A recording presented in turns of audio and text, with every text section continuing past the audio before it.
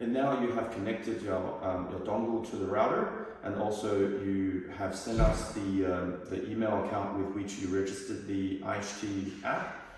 So now we have add your home to the IHT app. So you go to the top left, you click, you can see your unit number there. You click on your unit number, all the switches in your unit will pop up. So for instance, you can see all these lights in the entry, living, kitchen, bedroom. Also, you can sort of scroll left and right to go to certain room. So if you go to living room, there's a living room switch in there. You go to living room, you can see there's one switch. If I turn on and off, you can see the light being turned on and off. Also, you can long press that. You can change the name to switch. You can call that a downlight maybe.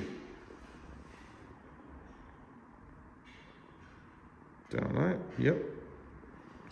So now the switch is called downlight, right?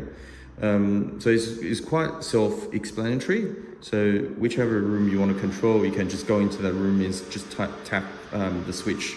The other function is you can actually create a tap to run. So I can create a scene launch tap to run. So maybe I'll just call the scene all on, right? So you want to turn on all the lights in one button. So you can go there just to add device. You can turn balcony lights, switch on, save, next. Then you can add more lights in there. Let's see, entry, switch on, save. Now, if I save now, you can see there's a all on scene in the scene section. You can press that one button, so both lights will be on. So you can use these to actually turn on or off all the lights.